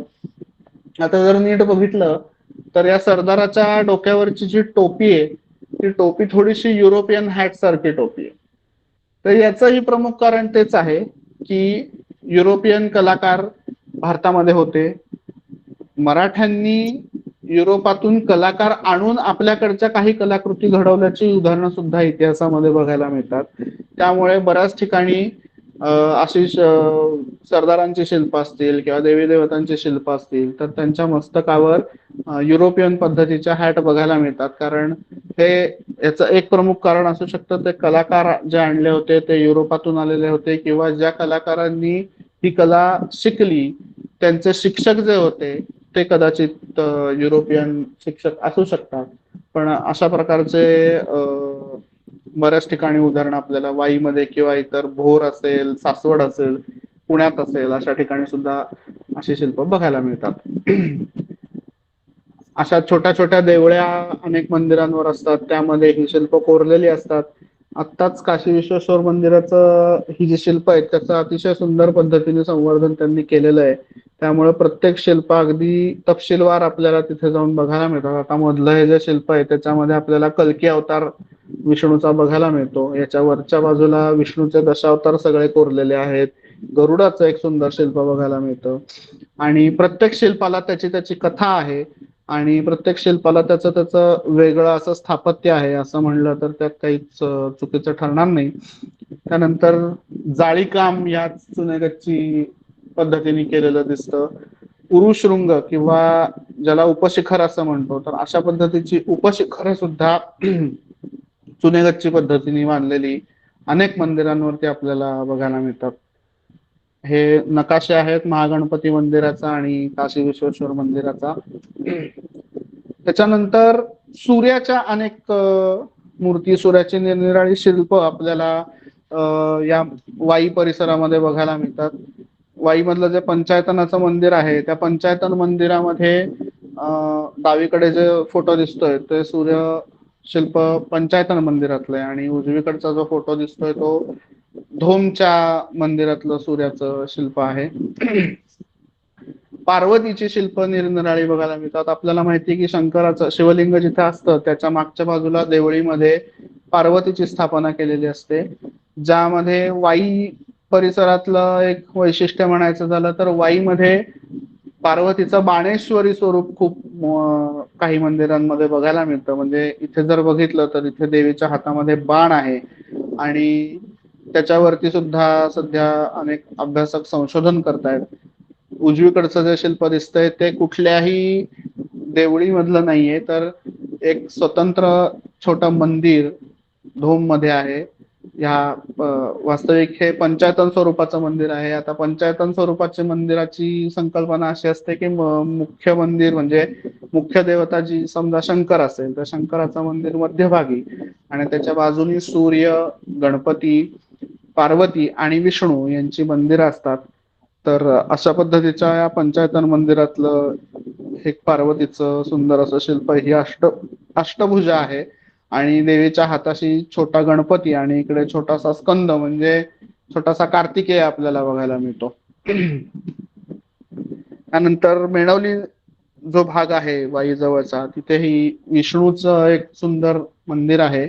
त्या विष्णूच्या मंदिरामध्ये हे वासुदेवाचं शिल्प, वासुदेवाची ही मूर्ती बघायला मिळते. आता विष्णूचे आपल्याकडे दशावतार सांगितलेले आहेत पण विष्णूच्या हातामध्ये जी आयुध असतात त्या आयुधांचा क्रम ज्या पद्धतीने बदलतो त्या पद्धतीने विष्णूचं रूप आपल्याला बदललेलं बघायला मिळतं. आता हे वासुदेव स्वरूप का तर हातामध्ये जो शिल्पांचा हातामधला जो आयुधांचा क्रम आहे की गदा, शंख, चक्र आणि एका हातामध्ये पद्म तर हा विष्णूच्या वासुदेव स्वरूपाचा क्रम आहे. त्यामुळं हे वासुदेव स्वरूप आहे असं आपण म्हणू शकतो. त्यानंतर धूमच्याच मंदिरामध्ये एका खांबावरती हे 5 चेहरे कोरलेले दिसतात. तर याला ब्रह्मखांब असंही काही जण म्हणतात किंवा अनेकही नावं आहेत पण हे शंकराच्याच सदाशिव स्वरूपाचं एक मूर्ती आहे आणि या पाचही चेहऱ्यांना प्रत्येक चेहऱ्याला वेगळी अशी वेगवेगळी नावं आहेत, असं हे सदाशिव स्वरूप आहे. याच्यानंतरचा जो भाग येतो तो भित्तिचित्रांचा भाग येतो. माझा सगळ्यात आवडीचा भाग म्हणजे फ्रेस्को आर्ट, याला आपण म्हणतो. फ्रेस्को ही संकल्पना सुद्धा मूळची इटली मधून आलेली संकल्पना आहे. इटालियन कन्सेप्ट आहे ही, की वाडे असतील, मंदिरं असतील, त्याच्या निरनिराळ्या भागांमध्ये भिंतीवर ही चित्र कोरलेली असतात, भिंतीवर ही चित्र रेखाटलेली असतात आणि प्रत्येक चित्रांमध्ये काही ना काही वेगवेगळे भाग आपल्याला बघायला मिळतात. त्याच्यामध्ये विष्णूचे दशावतार असतील किंवा पुराण कथा असतील किंवा अजून काही शिकारीची चित्र असतील, अशा वेगवेगळ्या पद्धतीची ही भित्तिचित्र कोरलेली दिसतात. त्याला फ्रेस्को आर्ट असं म्हणतात. आता वाईमध्ये जुना रास्तेवाडा आहे. हा 1780 साली सरदार गंगाधरराव रास्ते यांनी बांधलेला वाडा आहे. तिथे सध्या शासकीय मुद्रणालय आहे. या शासकीय मुद्रणालयाच्या मागच्या चौकामध्ये वरच्या बाजूला ज्या खिडक्या आहेत त्या खिडक्यांच्या भोवतीने बघितलं तर ही अशा पद्धतीची फ्रेस्को भित्तिचित्र चितारलेली आपल्याला दिसतात. त्याच्यानंतर विष्णू आणि बाळकृष्ण, इथे हे विष्णूचं चित्र आहे आणि ते हा बाळकृष्ण आहे, त्याचं हे चित्र आहे. त्याच्यानंतर ही जी फुलदाणी आहे उजवीकडच्या फोटोमध्ये दिसते, ही टिपिकल मराठाकालीन फुलदाणी आपण याला म्हणू शकतो. कारण ही चित्रकला सगळ्यात जास्त प्रमाणात मराठ्यांनी महाराष्ट्रात आणि भारतामध्ये अस्तित्वात आणली म्हणण्यापेक्षा या चित्रकलेचा सगळ्यात जास्त प्रमाणात वापर केला. आणि ही जी फुलदाणी आहे ही फुलदाणी मराठाकालीन मंदिरांवर, मराठाकालीन वाड्यांवर अनेक ठिकाणी बघायला मिळते. त्यामुळे याला मराठाकालीन फुलदाणी असं आपण नक्कीच म्हणू शकतो. त्याच्यानंतर वाईतलं जे गंगापुरीतलं पंचायतन मंदिर आहे, त्या पंचायतन मंदिरामध्ये हे राम राज्याभिषेकाचं एक चित्र आपण बघू शकतो. अशीच तिथे शेषशाही विष्णू आहे, विष्णू दशावतार आहेत. याच मंदिरातल्या भित्तिचित्रांवर मी आणि माझे मित्र अनुराग वैद्य आणि अमोघ वैद्य आम्ही 2 वर्षापूर्वी एक शोधनिबंध सादर केला होता. त्याचाच एक भाग म्हणून सहज एक आम्ही प्रयत्न करून बघितला की ही चित्र जर रिस्टोर करायची झाली, या चित्रांचं जर जतन करायचं झालं तर ही चित्र कशा पद्धतीने असतील. तर आम्ही ती चित्र ज्या पद्धतीने डिकोड केलेली होती त्या डिकोडिंगचे प्रॉम्प्ट्स देऊन AI च्या माध्यमातून ही चित्र आम्ही नवीन रूपात आणण्याचा प्रयत्न केला. म्हणजे रूप तेच, पण ती मूळची चित्र कशी असतील ही थोडासा याचा विचार करून ती चित्र रिस्टोर करण्याचा प्रयत्न केला. तर ती चित्र अशा पद्धतीने दिसतात. म्हणजे ते आत्ताचं जे मागचं चित्र मी दाखवलं हे चित्र थोड्याफार फरकाने अशा पद्धतीने तेव्हा असू शकतं असं आपण नक्कीच म्हणू शकतो. आणि हे जे AI मध्ये आता ही AI ची जी टेक्नॉलॉजी आहे त्या AI टेक्नॉलॉजीच्या माध्यमातून अशी अनेक प्रकारची भित्तिचित्र आपण रिस्टोर करू शकतो. त्या भित्तिचित्रांचं आधी डिकोडिंग होणं गरजेचं आहे, त्याचं डॉक्युमेंटेशन होणे गरजेचं आहे आणि त्याचं डॉक्युमेंटेशन केल्यानंतर ही मूळची चित्र कशी होती हे आपल्याला AI च्या माध्यमातून नक्कीच बघायला मिळू शकतं. आपण बघतोय की इथे लाल, पिवळ्या, निळ्या रंगांचा वापर मोठ्या प्रमाणात केलेला आहे. हे रंग गेरू असेल, काव असेल त्याच्यापासून बनवलेले आहेत. काही रंग हस्तिदंतापासून बनवलेल्याचे सुद्धा आपल्याकडे उल्लेख सापडतात. आणि अशा प्रकारची ती भित्तिचित्र वाईमध्ये, वाईला एकेकाळी भित्तिचित्रांचं आगर म्हणलं जायचं. याचं प्रमुख कारण म्हणजे महाराष्ट्रामध्ये जिथे जिथे फ्रेस्को भित्तिचित्र आहेत ज्या ज्या भागामध्ये, त्यातली संख्येनुसार सगळ्यात जास्त भित्तिचित्र ही वाईमध्ये बघायला मिळतात. त्यातली 50 ते 60% भित्तिचित्र अजूनही आपल्याला बघायला मिळतात. हे खूप त्याचं सगळ्यात मोठं वैशिष्ट्य आपण म्हणू शकतो. त्यानंतर दुसरा एका कोटेश्वर मंदिरामध्ये आहे मंचकशाही शिव असं एक भित्तिचित्र आहे. वरवर बघितलं तर हा शेषशाही विष्णू वाटतो, पण हा शेषशाही विष्णू नाही, तर हे शिवाचं, शंकराचं चित्र आहे. आणि पायाशी आपल्याला तिथे पार्वती बसलेली दिसते. त्याच्या हातामध्ये आहे तो एक शंख, एका हातामध्ये माळ दिसते, एका हातामध्ये हलाहलाचा एक पात्र दिसतं.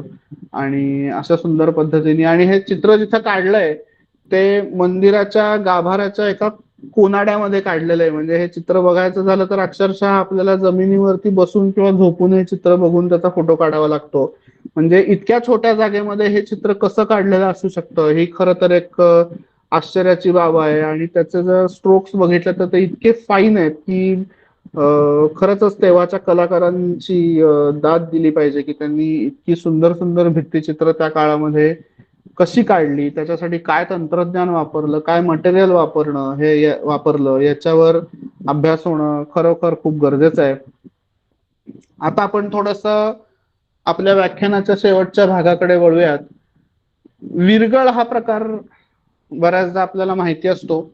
हिरो स्टोन त्याला इंग्रजीमध्ये म्हणतात. आणि पूर्वीच्या काळामध्ये म्हणजे साधारण 12व्या-13व्या शतकामध्ये अशी एक पद्धत होती की एखादा योद्धा युद्धामध्ये धारातीर्थी पडला तर त्याचं स्मरण म्हणून अशा प्रकारचे विरगळ कोरले जायचे. आणि त्याचे अनेक प्रकार आहेत. विरगळाचे असंख्य प्रकार आपल्याकडे बघायला मिळतात की नौदलाचा आरमाराचा विरगळ वेगळा असतो, ज्याच्यामध्ये आरमारी युद्ध दाखवलेलं असतं. किंवा एक गोपालक विरगळ म्हणून सुद्धा असतो, ज्याच्यामध्ये गायींचं रक्षण करताना समजा एखादा व्यक्ती मारला गेला तर त्याचं स्मरण म्हणून तो विरगळ कोरलेला असतो. आणि असे असंख्य प्रकार आपल्याला बघायला मिळतात. तर डावीकडचा हा जो फोटो दिसतोय याच्यामध्ये एक विरगळ आहे. किकलीचं जे मगाशी मंदिर आपण बघितलं, तर किकली हे गाव सुद्धा विरगळांचं गाव म्हणून प्रसिद्ध आहे. कारण 200हून अधिक विरगळ या गावामध्ये सापडलेले आहेत. त्यातल्या बऱ्याचशा विरगळ या भैरवनाथ मंदिराच्या परिसरामध्ये जतन करून ठेवलेले आहेत. आणि मला वाटतंय हे जेव्हा विरगळांचं जतन झालं तर आपला मित्र सौरभ हा सुद्धा त्या टीम मध्ये होता. मी बरोबर ना सौरभ, मी बरोबर सांगतो मला वाटतं ना की विरगळांचं जतन करताना तू सुद्धा त्या टीम मध्ये होतास. होय होय. येस. तर हा विरगळ वाचायचा कसा? आता तुम्ही म्हणाल दगड काय वाचायचा, पण इतिहासातलं प्रत्येक शिल्प हे वाचण्याजोगं असतं असं म्हणलं तर त्यात काही चुकीचं ठरणार नाही. आता काही विरगळ हे 4 टप्प्यांचे असतात, काही विरगळ 3 टप्प्यांचे असतात. आता या डावीकडच्या विरगळामध्ये हा जो खालचा भाग दिसतोय याच्यामध्ये लढाई चाललेली आपल्याला बघायला मिळते. आता विरगळ हा वरून खाली नाही तर खालून वर नेहमी वाचायचा असतो. तर याच्यामध्ये लढाई चाललेली आपल्याला बघायला मिळते. त्याच्या वरचा जो टप्पा आहे त्या टप्प्यामध्ये सुद्धा एक लढाईच अंकन केलेलं आहे. तर हा जो मुख्य योद्धा आहे त्याचं हे पायदळाचं युद्ध आहे. त्याच्यानंतर या दुसऱ्या टप्प्यामध्ये हा योद्धा धारातीर्थी पडलाय आणि त्याच्या वरच्या टप्प्यामध्ये स्वर्गातून अप्सऱ्या अवतरलेल्या आहेत आणि त्या या योद्ध्याला स्वर्गाकडे घेऊन चाललेल्या आहेत. आणि सगळ्यात शेवटचा जो टप्पा आहे त्याच्यामध्ये स्वर्गाचा पुरोहित त्या योद्ध्याच्या समोर बसलेला आहे आणि तो स्वर्गामध्ये त्याचा प्रवेश करून घेतोय. आता अभ्यासाचा विषय असा की आपल्याकडे अनेक पंथ आहेत. शैव आहे, गाणपत्य आहेत, शाक्त पंथ आहेत. तर विरगळांच्या अभ्यासावरून ज्या योद्ध्याचा तो विरगळ आहे, ज्या योद्ध्याची ती स्मृतिशिळा आहे, तो योद्धा कुठल्या पंथाचा होता हे बऱ्याचदा आपल्याला समजू शकतं. तर ते कसं समजू शकतं? तर हे सगळ्यात वरचा जो टप्पा आहे याच्यामध्ये पुरोहिताच्या समोर इथे शिवलिंग दिसतंय. याचा अर्थ तो जो योद्धा आहे तो शिवाची भक्ती करणारा, शंकराची भक्ती करणारा असावा, असा एक तर्क आपण करू शकतो. त्याच्यानंतर काही विरगळ असे पण आहेत जिथे इथे आपल्याला या शिवलिंगाच्या जागी गणपती बघायला मिळतो. म्हणजे गाणपत्य संप्रदाय जो आहे त्या गाणपत्य संप्रदायाचा तो योद्धा असू शकेल असं आपण एक त्यातून तर्क करू शकतो. विशेष म्हणजे गाणपत्य संप्रदायाचे विरगळ खूप रेअर आहेत, खूप कमी प्रमाणात बघायला मिळतात. आणि अशा गाणपत्य संप्रदायाचे 2 विरगळ वाईजवळच्या पांडे नावाच्या गावामध्ये, त्याच्यावर अनेक ज्येष्ठ संशोधकांनी संशोधन केलेलं आहे. आणि हे सुद्धा एक वाईचं खूप मोठं वैशिष्ट्य आहे असं आपण म्हणू शकतो. त्याच्यानंतर उजवीकडचा हा जो फोटो आहे ती आहे सतीशिळा. आपल्याला माहिती आहे की पूर्वीच्या काळी एखादा योद्धा जर धारातीर्थी पडला तर त्याची पत्नी त्याच्याबरोबर सती जात असे. तर त्याच्या पत्नीचं स्मरण म्हणून ही सतीशिळा कोरण्यात येत असे. त्याच्यामध्ये आपल्याला एक हात बघायला मिळतो. हा हात साधा हात नाही नसून तो सालंकृत हात आहे, म्हणजे त्या हातामध्ये दागिने बघायला मिळतात, कारण तो त्या सतीचा हात आहे. आणि या अशा प्रकारच्या सतीशिळा सुद्धा वाई परिसरामध्ये, आता ही जी सतीशिळा आहे ही वाईजवळ कार्तिक स्वामी नावाचं पाचगणी जवळचं एक गाव आहे. तर तिथे लेण्या आहेत, त्या लेण्यांमधली ही सतीशिळा आहे. आणि अशा प्रकारच्या अनेक सतीशिळा, अनेक वीरगळ, अनेक गद्धेगळ वाई परिसरामध्ये आपल्याला बघायला मिळतात. आणि 13व्या-14व्या शतकामधल्या वाईचं हे खूप मोठं वैशिष्ट्य आहे. किंबहुना या भागामधून त्या काळामध्ये अनेक योद्धे हे देशरक्षणासाठी लढण्यासाठी पुढे आलेले आहेत. याचं एक प्रमुख सिम्बॉल, याचं एक प्रमुख द्योतक म्हणजे हे विरगळ आहेत असं आपण नक्कीच म्हणू शकतो. आणि त्यानंतर अजून एक महत्वाची गोष्ट म्हणजे मेणवलीचं, आपण मगाशी विष्णूचं मंदिरातलं विष्णूची मूर्ती बघितली. मेणवली गावाला सुद्धा एक खूप मोठा इतिहास आहे. आपल्याला माहिती आहे की तिथे नाना फडणवीसांचा वाडा आहे. त्यानंतर कृष्णा नदीच्या काठावर घाट बांधलेला आहे, सुंदर असा चंद्रकोरीच्या आकाराचा तो घाट आहे, कारण तिथे कृष्णा नदी ही दक्षिण वाहिनी होते. आणि त्यामुळे काही पुराणांमध्ये सुद्धा त्या ठिकाणाचा उल्लेख आलेला आहे. आणि या चंद्रकोरी सारख्या घाटावर मेणेश्वराचं सुंदर मंदिर आहे. मेणेश्वराच्या मंदिराचं पण एक वैशिष्ट्य सांगायचं झालं तर सर्वसाधारणपणे मंदिरामध्ये शिवलिंगाच्या मागच्या बाजूला देवळीमध्ये आपण पार्वतीचं शिल्प बघतो, पार्वतीची स्थापना केलेली बघतो. पण मेणेश्वराच्या मंदिरामध्ये शिवलिंगाच्या मागच्या बाजूला पार्वती नाही. आता त्याचं कारण माहिती नाही, ते त्याच्यावर खरोखर संशोधन करण्याची गोष्ट आहे. पण या मंदिरामध्ये पार्वतीची मूर्ती आपल्याला बघायला मिळत नाही. या मंदिराच्याच पुढच्या बाजूला एका छोट्याशा देवळीमध्ये ही घंटा बसवलेली आहे. ही घंटा मराठ्यांच्या वसईच्या विजयाचं प्रतीक आहे. सगळा उत्तर फिरंगाण भाग म्हणजे आताच साष्टी, ठाणे, वसई हा जो भाग आहे, हा भाग पोर्तुगीजांच्या अंमलाखाली होता, पोर्तुगीजांच्या ताब्यात होता. आणि जवळजवळ अनेक वर्ष मराठे या पोर्तुगीजांच्या विरोधात झुंज देत होते. पोर्तुगीजांनी या भागामध्ये अनन्वित अत्याचार केले होते आणि या अत्याचारांना आळा घालण्यासाठी म्हणून मराठ्यांनी ही मोहीम उघडलेली होती. साधारणपणे 1737च्या दरम्यान छत्रपती शाहू महाराजांच्या आज्ञेनुसार थोरले बाजीराव पेशव्यांचे बंधू चिमाजी अप्पा यांनी या मोहिमेचं नेतृत्व केलं. आणि चिमाजी अप्पा वसईला, त्यांनी वसईच्या किल्ल्याला वेढा दिला आणि 2-2.5 वर्ष चाललेली ही लढाई 13 मे 1739 साली रोजी मराठ्यांनी जिंकली. पोर्तुगीजांचं उच्चाटन या उत्तर फिरंगणातनं मराठ्यांनी केलं. आणि त्याच दरम्यान पोर्तुगीजांची जी चर्चेस होती आतमध्ये, त्या चर्चेसमध्ये या मोठमोठ्या घंटा त्यांनी बसवलेल्या होत्या. आणि मराठ्यांच्या विजयाचं प्रतीक म्हणून या घंटा मराठ्यांनी तिथनं काढल्या आणि महाराष्ट्रामध्ये निरनिराळ्या ठिकाणी त्या बसवल्या. मला वाटतं जेजुरीमध्ये पण एक घंटा आहे, नाशिकमध्ये नारोशंकराची घंटा म्हणून प्रसिद्ध आहे, ती सुद्धा वसईचीच घंटा आहे. आणि तशीच एक घंटा मेणवलीला बघायला मिळते, मेणवलीच्या मेणेश्वर मंदिराच्या समोर बघायला मिळते. आणि ही घंटा म्हणजे मराठ्यांच्या वसई विजयाचं प्रतीक आहे आणि म्हणून ती तिथे बसवलेली आहे. कारण ती नंतर नाना फडणवीसांना भेट म्हणून देण्यात आली आणि नाना फडणवीसांनी ती घंटा मेणवली इथे आणली, हत्तीवरून ती घंटा आणली, कारण त्या घंटेचं वजन प्रचंड आहे आणि तिथे ती एका देवळीमध्ये बसवली. अशा पद्धतीचा हा सगळा वाईचा प्रवास आहे. अजूनही याच्यामध्ये खूप मोठ्या प्रमाणात संशोधन सुरू आहे. किंबहुना इतिहास ही गोष्ट खरं सांगायचं तर रिकर्सिव्हच आपण म्हणू शकतो त्याला, की त्याच्यात संशोधन कायम होत राहतं.